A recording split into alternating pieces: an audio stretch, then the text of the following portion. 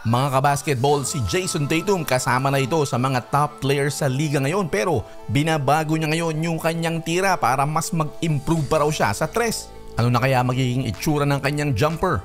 Pero bago yan, pag-usapan muna natin ang Golden State Warriors. Ano na magiging lagay ngayon ng Golden State Warriors sa era na wala ng Klay Thompson? Sa dynasty ng Golden State Warriors, ang nagpanalo sa kanila ay ang kanilang malupit na depensa na nagtra-translate sa magandang opensa. Pero alam natin na walang forever sa basketball. Laging may pagbabago. At ngayon nga, wala na si Klay Thompson. Puro mga bagito na ang karamihan sa championship team ng Warriors. Hindi sila nakapasok ng playoffs sa 3 sa huling 5 taon. Last season, si Draymond Green pa rin ang best defender ng Warriors at siya pa rin ang main big man.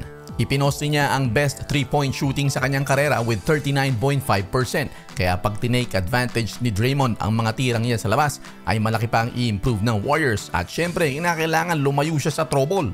Sa small forwards, tinitingnan ni Andrew Wiggins ang isang bounce back season pagkatapos mawala ito sa eksena ng halos 2 taon. Ito naman si Jonathan Kuminga ay talagang napakalaki ng improvement.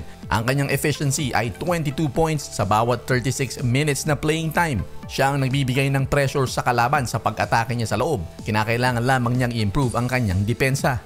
Maaasahan din ng mga Warriors fans na mag-i-improve itong si Trayce Jackson-Davis at hahaba ang playing time. Ito naman si Kevon Looney ay nag-practice na ang tumira ng kanyang tres. Ang kaabang-abang ay maaring ang pinaka-breakout season nitong si Brandon Podziemski kasama ni Steph Curry. At syempre mga bagong recruits na sina Buddy Hield, DeAnthony Melton at Kyle Anderson. May halong gigil, galit at gustong patunayan itong si Jason Tatum sa padating na season.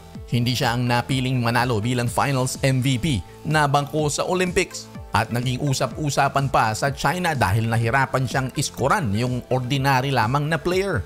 Inamin ni Tatum na hindi siya masaya sa kanyang jump shot. Alam naman natin na weird ang itsura nito, no? Hindi ganun kagandahang tignan ang forma. Pero higit pa riyan ay pinagbabasihan niya yung kanyang percentage lalo na nung nakaraang season. Sa 2024 NBA playoffs last season, tumira lamang siya ng 28.3%. At sa Paris Olympics, 0 out of 1. Siyempre, isang beses lamang siya tumira, no? Pero sa NBA Finals laban sa Dallas Mavericks, si Tatum ay tumira lamang ng 38% from the field at 26% mula sa kanyang 3-point shots.